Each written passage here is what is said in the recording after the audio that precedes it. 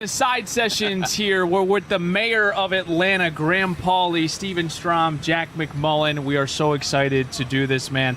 What has the last, let's start with 72 hours, because we've been here for a couple of days here in Atlanta, been for you? Yeah, it's been everything I dreamt of as a kid, getting to come back to Atlanta and come play on the field that I grew up watching. Big Braves fan growing up, and always dreamt of being able to play here, and then finally getting that moment last night, and then being able to see friends, family, it means a lot. Alpharetta, that's where you're from. How far is that in relation to at least Truist Park? Yeah, it's about, Atlanta traffic can be bad, but it's about 30 minutes north of here, so not too bad of a drive unless there's traffic. Do you remember the Chipper Jones, Andrew Jones Braves teams, or is it more like Freddie and those are the guys that you grew up with? Yeah, I definitely remember the Chipper Jones, Andrew Jones, but I didn't really get into baseball until a little later in my childhood. So definitely Freddie Freeman, that era was definitely kind of the guys that I look up to mostly, because that's when I really started to find the love and passion for baseball. But yeah, Chipper Jones, Andrew Jones, those teams are just etched in history in Atlanta sports. So what were you into as a kid? Were you an art kid? Were you a music kid? What was going on? No, I played football, basketball, and then soccer actually, and then it wasn't until my early 10, 11, 12 when one of my football and basketball coaches told me, hey, I'm coaching a baseball team this year, I was a good athlete. He was like, come out and just see if you like it, see if you have fun. So I didn't know how to throw or catch or anything, so he stuck me over at first base and just tried to stay over there and just hit. And I could hit, but just fell in love with the game ever since. I think Jack and I want to start this thing from the beginning like we did here in Alpharetta and work our way, because it feels like you've had a whirlwind of the last 2 weeks, honestly. But we'll start, I guess, with your sports journey. It feels like you were a kid that played everything. You played football, you played basketball. What was truly your first love, though, as a sport? Yeah, I would say football and basketball. I would say those are my first two. My dad played basketball at Berry College, which is in Georgia too. So, having that basketball bloodline, I fell in love with basketball. And Did you play two guard? Yeah, mostly a shooting guard, a little bit of point guard. Were you a shooter? Or? I could shoot pretty well, yeah. Okay. I would say so. My dad would work me out basketball-wise and tons of shots up, so played a lot of basketball. And then good basketball town here, very slept on in my opinion. Yeah, talk really, about football. all sports. Yeah, all sports, honestly. It's kind of this athletics hub. But then in football, I thought that was my best sport. Position? Quarterback and linebacker. So of course. This guy's perfect. Yeah. No, not perfect, but I love playing football. I love being the quarterback, kind of being the leader of the team on offense, and then linebacker being kind of the leader of the team on defense. And that was probably some of the most fun I had those early years playing football. Still have a lot of friends that I stay in touch with that I played football with that ended up going to play college and also professionally, so it's pretty cool. So, all right, speaking of friends, I saw you were meeting the masses after the game yesterday, and during batting practice too, you had a bunch of people here. How many people did you end up getting out to the ballpark? You said you got 200 to 300 texts inquiring about tickets. Yeah, there's been a lot of people reaching out, which is, just really cool, honestly. I got a lot of people that are coming out tonight as well. So, I've got some people coming out on the field for BP today, which would be cool to, family, friends. But yeah, there's a lot of people that are going to be here tonight, not only to watch the Braves, but also watching me. So I want to stick on the diverse sports background for a little bit, because you mentioned baseball was kind of a late entry into your life as a kid. When did you realize that this could be real? And it's not like you went the junior college route and then blossomed beyond that. You went to Duke, man. That's a legit baseball program. When did you figure out that baseball could be a real thing for you? Yeah, I would say I didn't really realize it until I kind of committed to Duke. I didn't really have a ton of offers. I was the last person in my my Duke class to commit there. Okay. So I was the last commit in that class. So one of my teammates in summer ball, Chad Knight, who played baseball at Duke with me, he was in my class. So he had committed to Duke when he was a freshman, and we played summer ball together. A lot of other guys were committing to a lot of schools. It's freshman, sophomore, going to junior year. And Duke was like one of the first schools that really reached out to me. Actually, Miami was my first offer. Wow, which is pretty cool.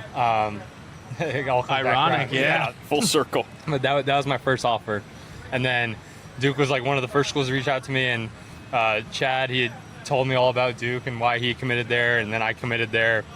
And then I kind of went in there, and I was kind of undersized as a freshman. I didn't really have a place on the team. The first year, and then COVID hit, and at that point, I didn't really know, what was going to happen after that. I didn't know if I was going to play. I didn't know if anyone was going to be playing at that point. And then sophomore year came around and ended up winning a starting role, and then junior year started again, and I decided I wanted to play professionally and then go from there. So, Did you think about playing 2 sports in college? It definitely crossed my mind. I didn't really. I had some schools reach out to me for football. Nothing really for basketball, but like football and baseball. What offers for football? They were a lot of small D1s. Like Barry had reached out to me for football, and then like Georgia State. So pretty cool, but. I didn't really. I kind of wanted to focus on baseball. Sure. I think baseball was my sport, and that, like, even though I started playing it so late, I really just fell in love with it, and it felt easy out there to just go play. So when was Mervis and Griffin there at Duke? So Merv was he was a senior when I was a freshman. Oh, cool. So he left after my freshman year, which was the COVID year, and then Griff got drafted in 2017 or 2018. So he Okay. was there 2 years before I got there. Okay. So I only played with Merv, but we have such a great like pipeline and connection at Duke that, pretty much all the alumni all know each other. So I had known Griffin and Matt really well before Miami. So during spring training, you fit into a couple of clumps. You could either live with the Duke people and make it a Duke house, but you opted not to. You lived in the Padre house, and you were living with Snelling and Major and all of those guys that came over from the Padres organization. To have like those two kind of built-in friend groups with just like parts of your past, what's this like whole clubhouse dynamic been like for you? Yeah, it is really cool because. I'll go back to getting traded in the first place. Like, Yeah. when you get traded to a new organization, there's a lot of unknowns. You kind of get comfortable in an organization that you spend a lot of time with. Like I spent a lot of time with the Padres guys, and really love the staff, love the players there. And then you get traded, and you feel like you're kind of alone in a way. Right. Starting from scratch. Yeah. So.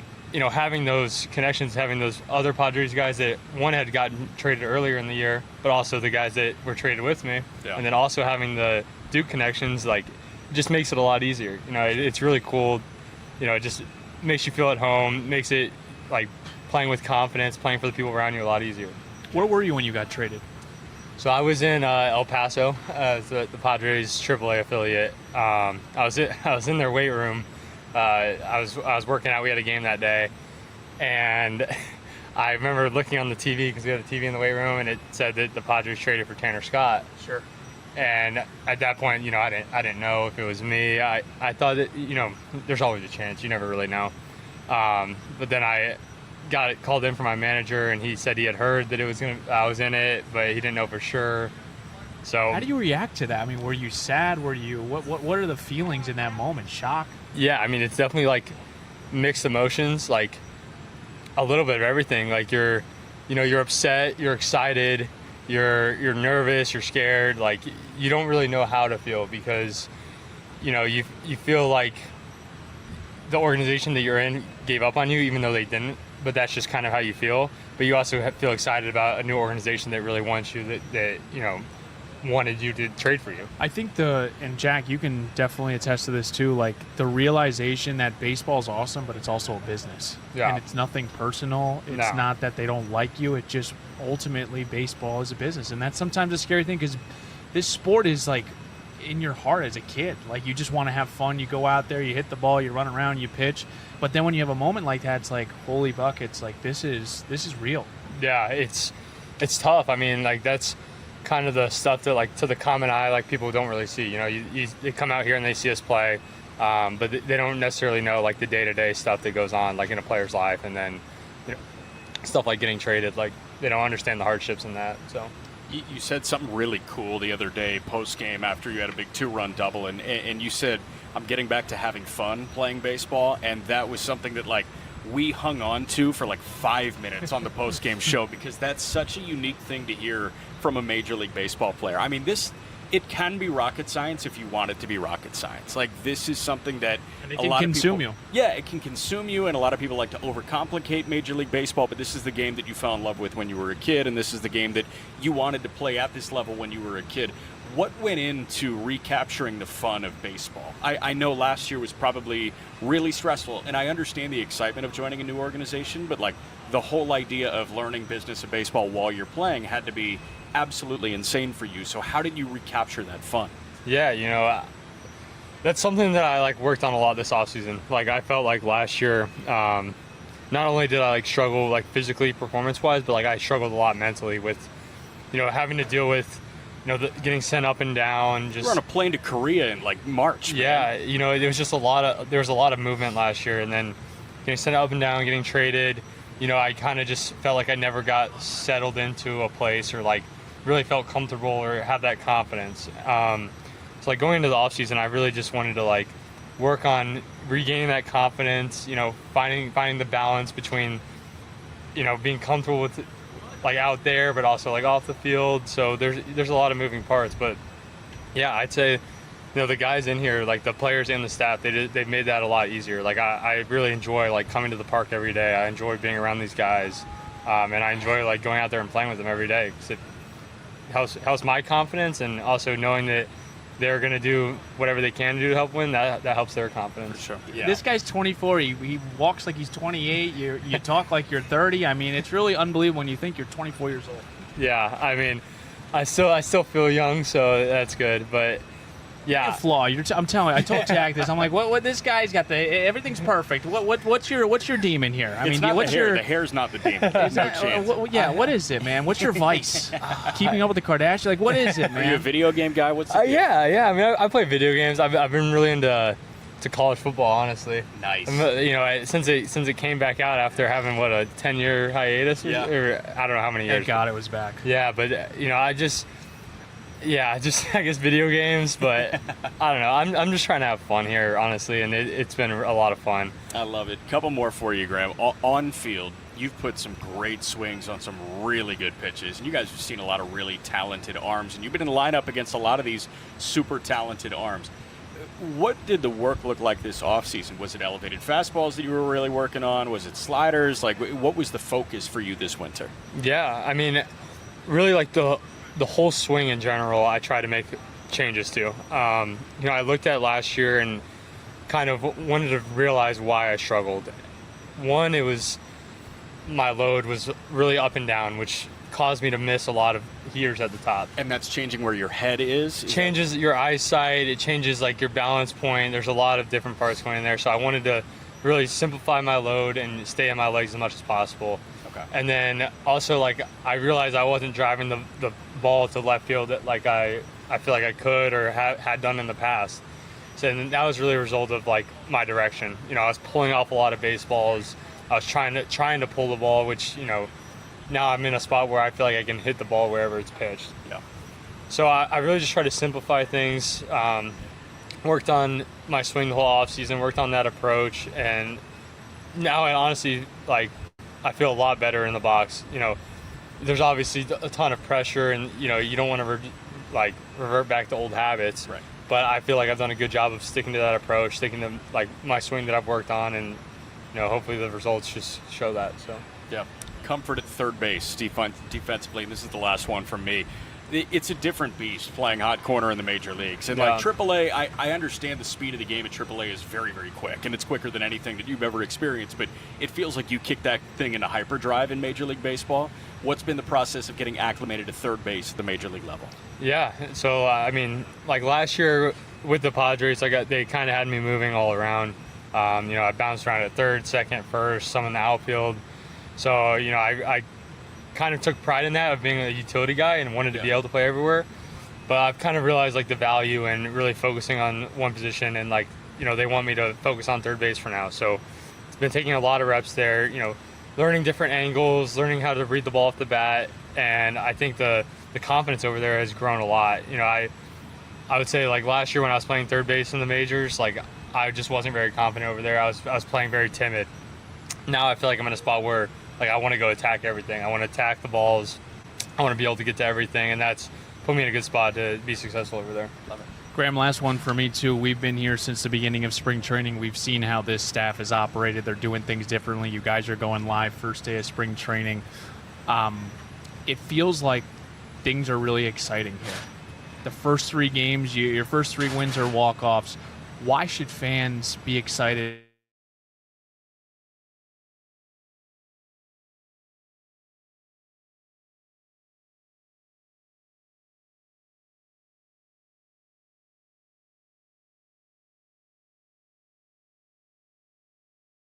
Perspective, pitching staff. You know, we want each and every person to succeed, and that leads to your own personal success. You know, these guys work so hard, like myself and all the rest of the players, but the staff are always out here working, putting us in the best spots to succeed, both offensively, defensively, pitching-wise. So, you know, I think it's a really good group that, you know, a lot of different guys specialize in different things that give it their all each and every day. So I'd be remiss not to ask you one more. Give me your Mount Rushmore of Georgia athletes. Oh, Georgia athletes. Okay. Throwing you on the spot. We could do our era if you want. Any sport? Any sport. All right. So, I mean, I feel like we got to put Chipper Jones up there. Yep. Sure. Okay. So we'll go. I'll kind of go like Sport by sport. Yeah. That's We'll go Good. Chipper Jones. So maybe put Julio Jones up there. Oh, Yeah, he was a Hall of Fame dog. caliber. Yeah, I he was get a it. dog. He just retired. Yep. So I'll put him up there because Okay. I think that's a good one to put up there. I thought you were going to go like a Todd Gurley, Nick Chubb route, like a Georgia running back. I could, yeah. I mean, I could do that too. I mean, those are Andy obviously Murray from Georgia. like Love Tony him. Gonzalez. Yeah. Yeah, that's That's another a good you one. put up I like there. Julio. Julio is our era too. Yeah. I like that. How about Um, basketball. Basketball. Can't be Trey. No, I mean, he's obviously really good. But I Joe want Johnson. Josh Yeah. Smith. Al Horford. Some great teams. Jeff Teague, Al Horford. Teague. Those are some great. Yeah. I mean, it's hard to just pick 4. I feel like I've named like 10 guys Yeah, already. for sure. But And there's no hockey here anymore. no, the Thrashers Long are live gone. the Thrashers. Yeah. Crazy. Yeah, I mean, I think I went to, I mean, I was kind of too young to remember it, but I've definitely been to a Thrashers game at some point. But yeah. Very good. Thank you so much for joining us, Paul. Graham, it's was so nice catching up with you, and I know you're busy with everything that's happening here in your home state, but we're cheering for you, man, and thank you again for taking the time. Yeah, thank you guys.